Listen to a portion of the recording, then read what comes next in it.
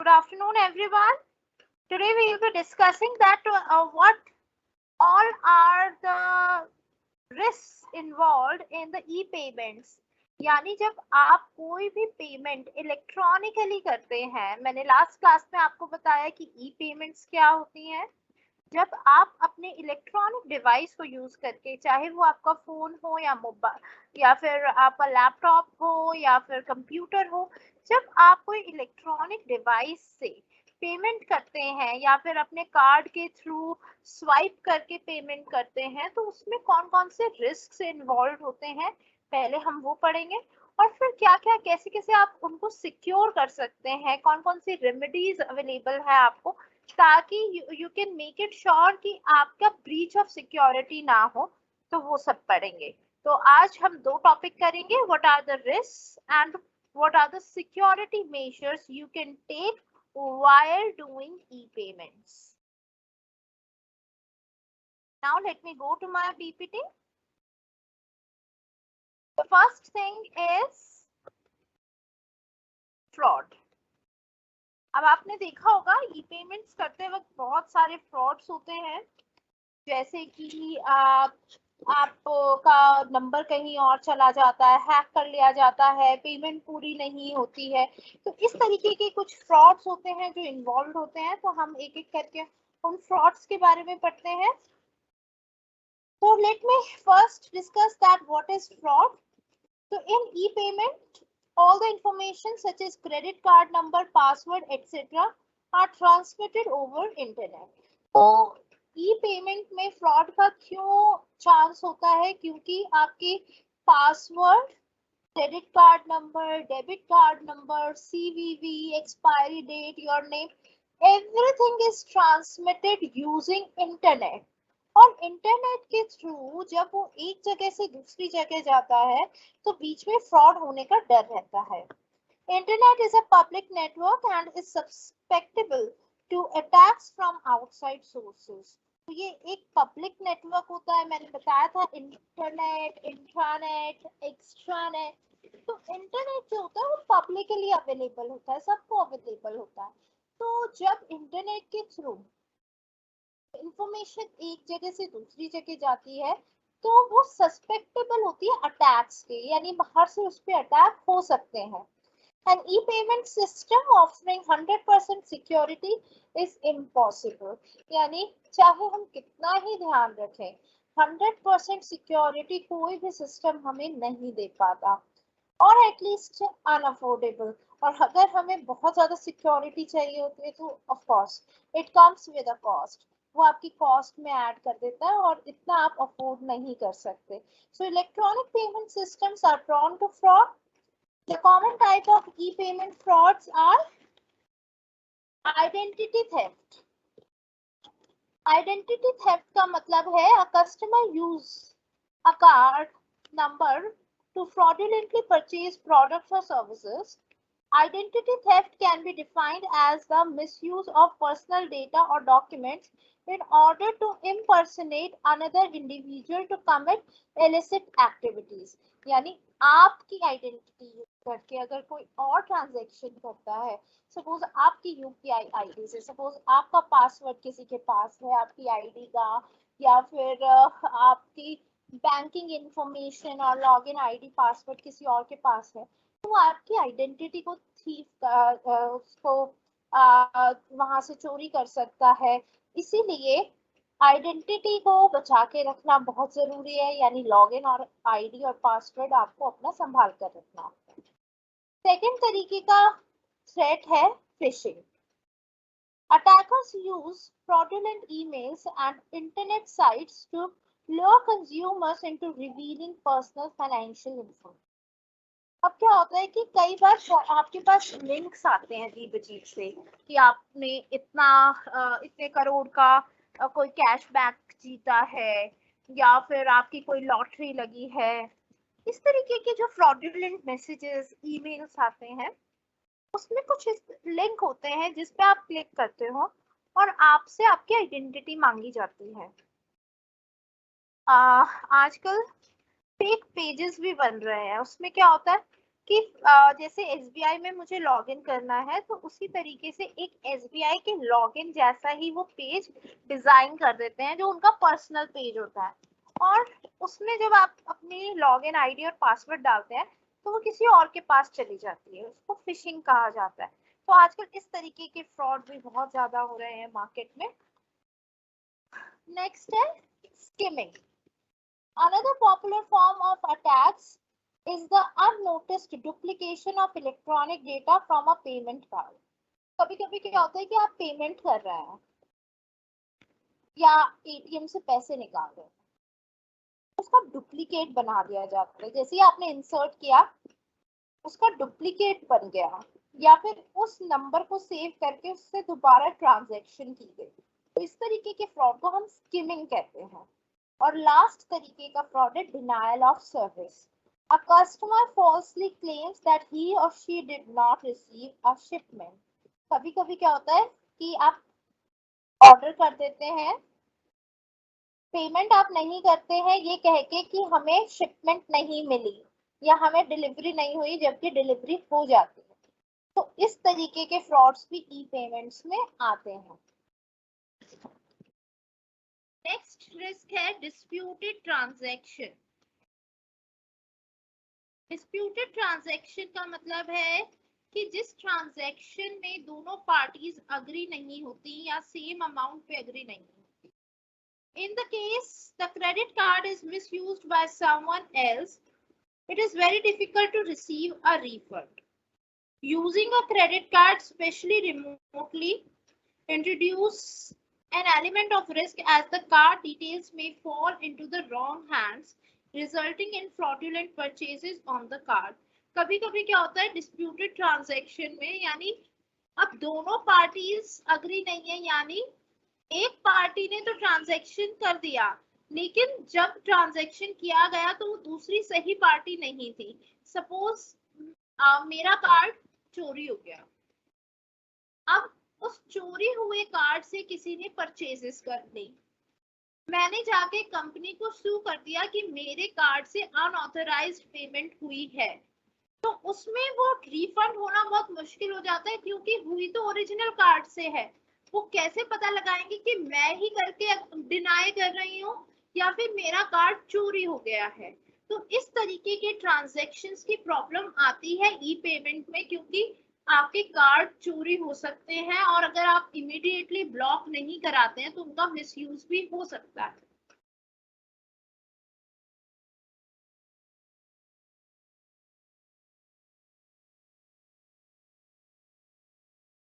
कभी कभी क्या होता है आपने, अब आप सही पार्टी हैं, आपने अपने कार्ड को यूज किया है लेकिन जिसका अकाउंट नंबर आपने एंटर किया है वो गलत कर दिया है गलती से, तो इस तरीके की पेमेंट भी रिवर्स होना बहुत मुश्किल हो जाती है। कभी कभी आपको जिसके अकाउंट में पैसा गया उसी से रिक्वेस्ट करना पड़ता है कि आपको पैसा रिफंड किया जाए। बैंक की तरफ से आपको कोई रिफंड नहीं दिया जाता अगर आपने वैलिड बैंक अकाउंट में पैसा ट्रांसफर किया है। Next है lack of anonymity. The information about all the transactions, including the amount, the time and the recipient, are stored in the database of the payment system. This is both the benefit and risk for using the e-payment. अब risk भी है benefit भी है, यानी anonymity नहीं रहती। anonymity का मतलब है कि अनजान नहीं रहते आप जब कोई पेमेंट करते हैं, अगर मैं कैश से पेमेंट करूंगी तो वो कैश कहाँ गया किसके हाथों से गया कुछ पता नहीं चलेगा, लेकिन अगर मैं ई पेमेंट कर रही हूँ तो उसमें लैक ऑफ एनोनिमिटी होता है, यानी उसमें इजीली ट्रैक हो सकता है कि किस मिनट पे किसके द्वारा क्या पेमेंट की गई है। तो ये एक रिस्क भी है बेनिफिट भी है। बेनिफिट इसलिए है कि आप हर चीज का ट्रैक रख सकते हैं कि कहाँ से पैसा आया कहाँ गया किस टाइम गया, लेकिन एक ये नुकसान भी है कि आप बाकी की जिसको आप इंफॉर्मेशन नहीं देना चाहते उसके पास भी इंफॉर्मेशन चली जाती है कि ये पैसा कहाँ से कहाँ ट्रैवल कर रहा है। जैसे कभी कभी आपने देखा होगा कुछ शॉप्स पे लोग आपसे ई पेमेंट नहीं लेना चाहते क्योंकि वो उनका फीड हो जाता है कि उन्होंने इतने पैसे लिए हैं, लेकिन अगर वो कैश लेते हैं तो वो ब्लैक मनी की तरह यूज कर सकते हैं, तो ये एक रिस्क है। Next,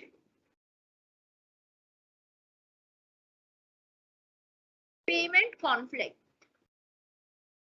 Payment conflicts often arise because the payments are not done manually, but by an automated system can cause errors. This is especially common when payment is done on a regular basis to many recipients. तो कभी कभी क्या होता है कि जब machinery involve होती है तो मशीनरी की अपनी लिमिटेशंस होती हैं। आपने एक भी डिजिट अगर गलत किया तो वो पूरा अमाउंट डिडक्ट हो जाएगा। सपोज आपने एक जीरो ज्यादा लगा दी या जीरो कम लगा दी, तो इस तरीके की प्रॉब्लम्स आती हैं जिसको हम पेमेंट कॉन्फ्लिक्ट कहते हैं। और ऐसी प्रॉब्लम्स जब ज्यादा आती है जब आप डे टू डे लाइफ में बहुत ज्यादा ई पेमेंट्स करते हैं। नेक्स्ट है buyers habit. The biggest risk of E payments is that they encourage people to spend money that they don't have। यानी ई पेमेंट जो है वो तो डेबिट कार्ड से तो होती है, वो क्रेडिट कार्ड से भी होती है। अब क्रेडिट कार्ड से क्या होता है कि हम लोगों को एनकरेज करते हैं कि आपके पास अगर पैसा नहीं भी है तो भी आप ये चीज खरीद लो और बाद में आप पेमेंट कर देना। Am I right? Credit card में यही होता है, आपको अभी पैसा नहीं देना, बिल भरना है 50 दिन बाद, 60 दिन बाद, और आपको कोई इंटरेस्ट भी नहीं देना। उसकी वजह से क्या होता है कि बहुत से लोग एक्स्ट्रा मनी खर्च कर देते हैं, ओवर स्पेंडिंग कर देते हैं, क्योंकि अभी तो पैसा नहीं है, मजे मजे में खर्च कर दिया, बाद में भरते रहेंगे। तो कहीं ना कहीं बायर की हैबिट बन जाती है ज्यादा पैसा खर्च करने की, तो ये एक रिस्क है। और लास्ट रिस्क है टेक्नोलॉजी फेलियर्स। टेक्नोलॉजी फेलियर्स का मतलब है जब आप पेमेंट कर रहे हैं, कभी कभी सर्वर डाउन हो जाता है, कभी कभी इंटरनेट डाउन हो जाता है, कभी कोई और प्रॉब्लम आ जाती है जिसकी वजह से वो पेमेंट कंप्लीट नहीं हो पाती। कभी कभी पैसा डिडक्ट हो जाता है, आगे नहीं पहुंचता। तो ये सारी चीजें ई पेमेंट सिस्टम में इन्वॉल्व है और हमें इन चीजों का सामना करना पड़ता है। अगर चलिए नेक्स्ट,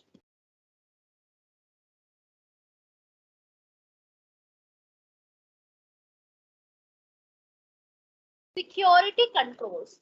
अब आपको कौन कौन से कंट्रोल्स या कौन कौन सी सिक्योरिटी सिस्टम लगाने की नीड है ताकि आप रिस्क को मिनिमाइज कर सकें। The first control you can apply is the virus control। Virus आपके ट्रांजैक्शंस को भी बचाता है, आपकी आइडेंटिटी को भी बचाता है और आपके सॉफ्टवेयर्स को भी बचाता है। इसीलिए सबसे ज्यादा जरूरी ये है कि आप अपने कंप्यूटर में एक अच्छा एंटीवायरस रखें ताकि आपकी इंफॉर्मेशन लीक ना हो सके। नेक्स्ट है इंटीग्रिटी कंट्रोल।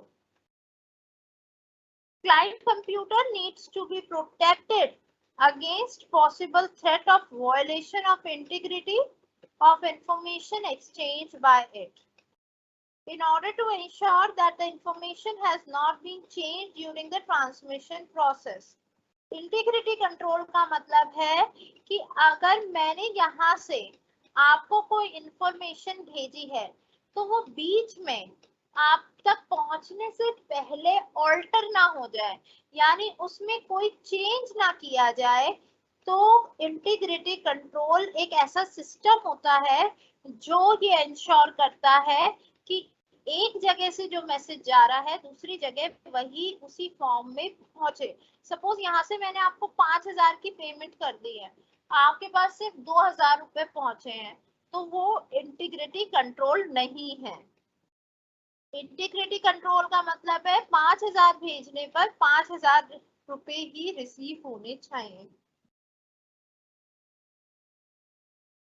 नेक्स्ट है कंट्रोल फॉर सर्फिंग इनलेजिटिमेट वेबसाइट। कभी कभी क्या होता है कि कुछ वेबसाइट्स जो होती हैं वो थ्रेट वाली होती हैं, जिनमें वायरस होते हैं।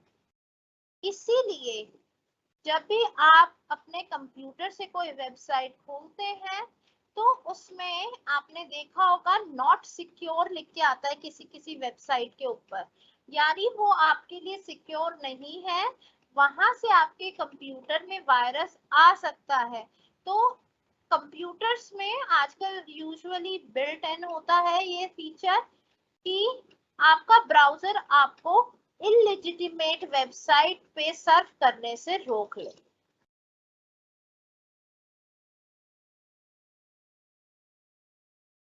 नेक्स्ट है privacy of the transaction information. One of the ways to prevent attacks on transaction information is to encrypt it before sending it on the internet. कभी कभी क्या होता है कि कुछ चीजें इंटरनेट पे जाने से वो पब्लिक डोमेन में चली जाती हैं और हम चाहते हैं कि उसका एक्सेस किसी और के पास ना जाए।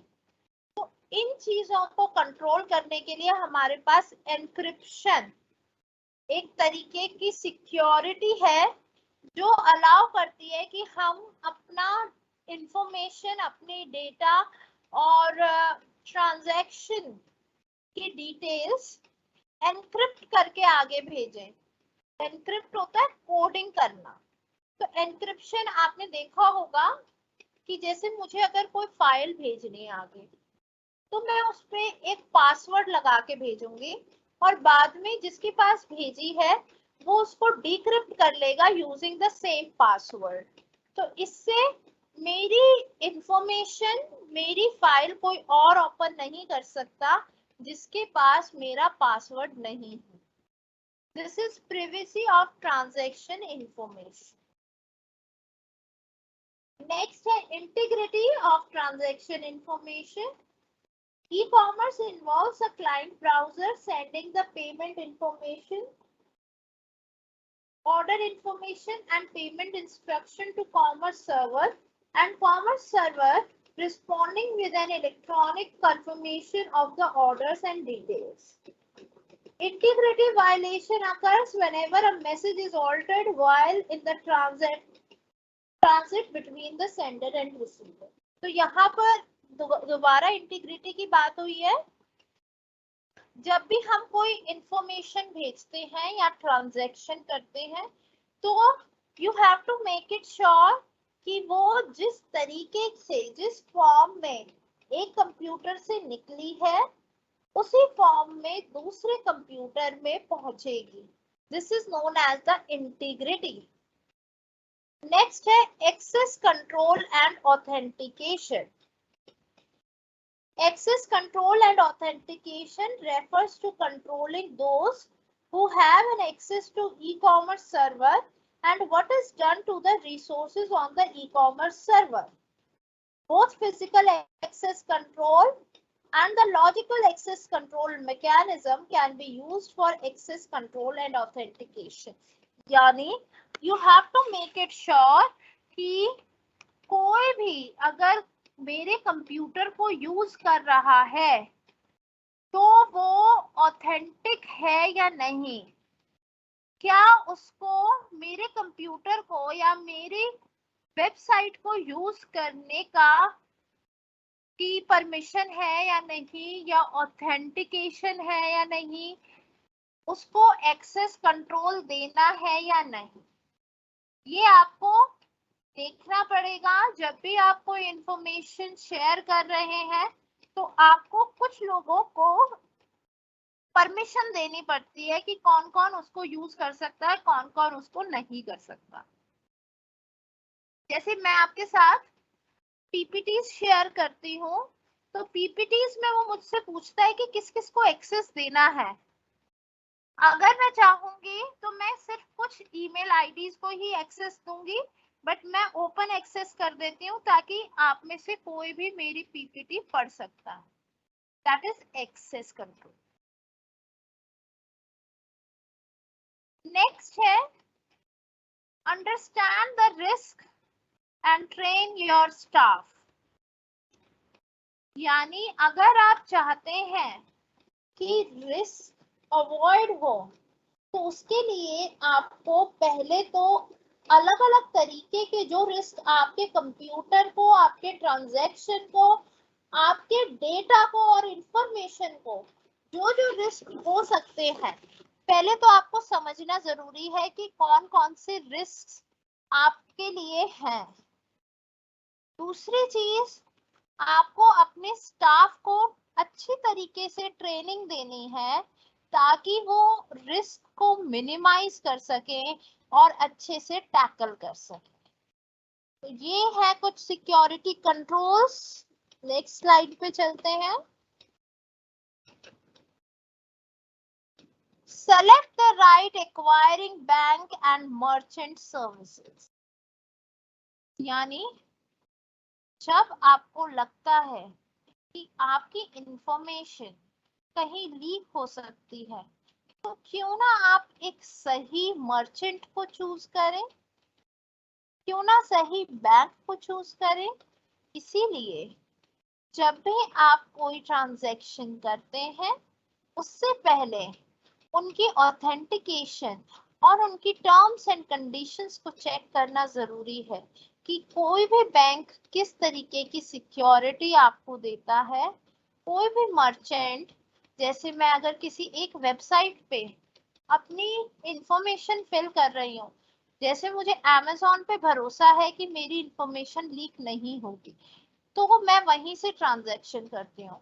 तो you have to make it sure कि जिसके ऊपर आपको भरोसा है, जहां पर आपको लगता है कि आपकी इंफॉर्मेशन और आपकी प्राइवेसी का ब्रीच नहीं होगा, वहीं से आपको ट्रांजैक्शंस करनी चाहिए।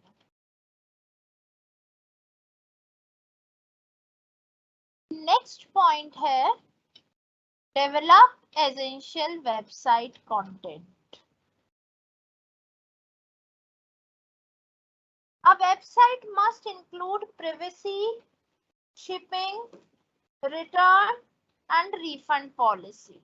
यानी आप जब किसी भी वेबसाइट से कोई प्रोडक्ट खरीदते हैं तो पहले उनकी प्राइवेसी पॉलिसीज चेक कर लेनी चाहिए कि कहीं ऐसा तो नहीं कि वो आपका डेटा आगे किसी कंपनी को बेच रहे हैं। शिपिंग अच्छे से हो जाएगी या नहीं होगी, रिटर्न वो लेते हैं या नहीं लेते हैं, और क्या पैसा रिफंड कर सकते हैं या नहीं करते हैं। तो जब भी आपको ऐसा लगता है कि सामने वाली वेबसाइट इतनी केपेबल नहीं है, प्राइवेसी और सिक्योरिटी के मामले में इतनी सेफ नहीं है, तो आपको उस वेबसाइट के साथ कंटेंट शेयर नहीं करना है, कोई भी ट्रांजैक्शन नहीं करना है। नेक्स्ट है concentrate on risk reduction. A properly established sales order process will help address a number of risk concerns. E-tailer should indicate or highlight required transaction feeds and verify card and cardholder data that they receive from the customer over the internet. यानी अगर आप एक merchant हैं, आप एक shopkeeper हैं और आप से किसी ने कोई प्रोडक्ट खरीदा है, क्रेडिट कार्ड या डेबिट कार्ड डिटेल्स डाली हैं, तो ये अब आपकी जिम्मेदारी बनती है कि आप उसको वेरीफाई करें। वेरीफाई कैसे कर सकते हैं? एक ओटीपी भेजकर, ईमेल भेजकर, ताकि आप रिस्क को कम कर सकें। ओके, नेक्स्ट पॉइंट है design and implement internal fraud prevention structure. The profitability of e-commerce store depends on the internal strategies and controls of minimizing fraud.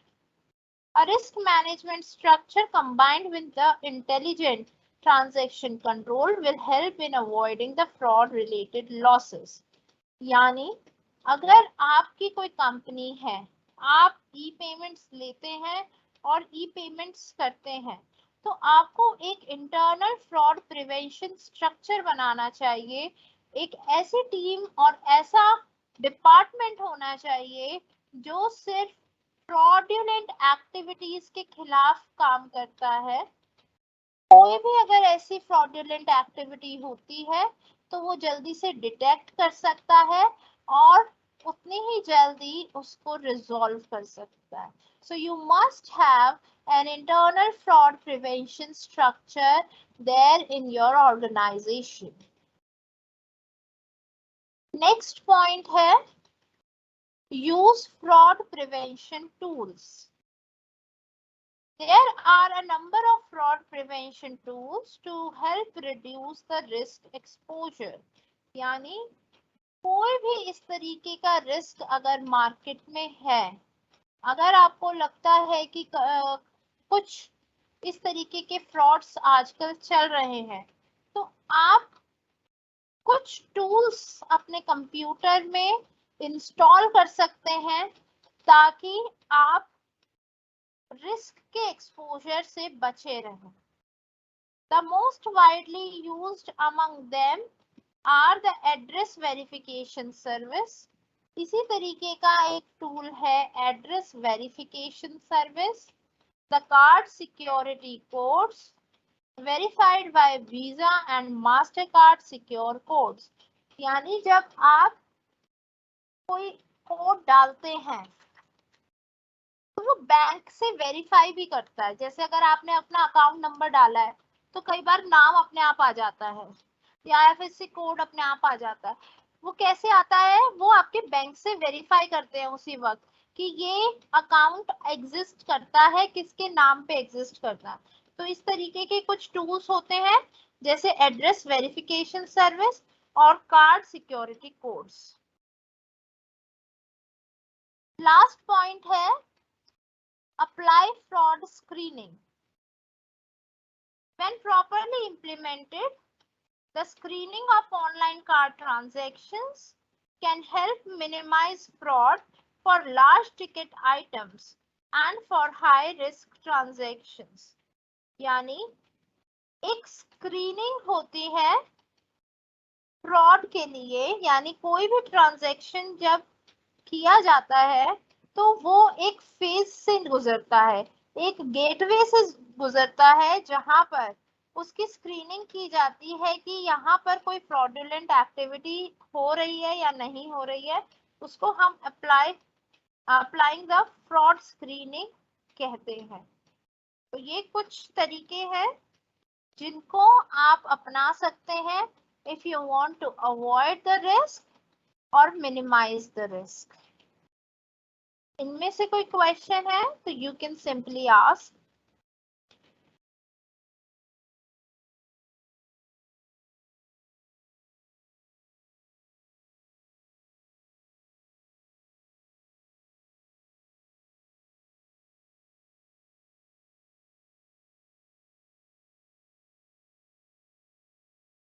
यहाँ पर एक क्वेश्चन आया है कि पेमेंट फेल होने पर अगर पैसे कट जाए और बैंक रिफंड नहीं करे तो पैसे रिकवर होंगे या नहीं। अगर आपकी तरफ से पेमेंट फेल हो गई है, पैसे कट गए हैं, तो बैंक उसको जरूर रिफंड करेगा। लेकिन अगर पेमेंट हो गई है और किसी और के अकाउंट में चली गई है तो वो रिफंड नहीं होगा। समझ रहे हैं आप? एक पेमेंट फेल होने का होता है, एक पेमेंट सक्सेसफुल। अगर पेमेंट सक्सेसफुल हो गई है और किसी और के अकाउंट में चले गए हैं तो बैंक यूजुअली रिफंड नहीं करते हैं। अगर आपकी तरफ से पेमेंट फेल हो गई है तो भी पैसे कट गए हैं तो बैंक उसको रिफंड कर देगा।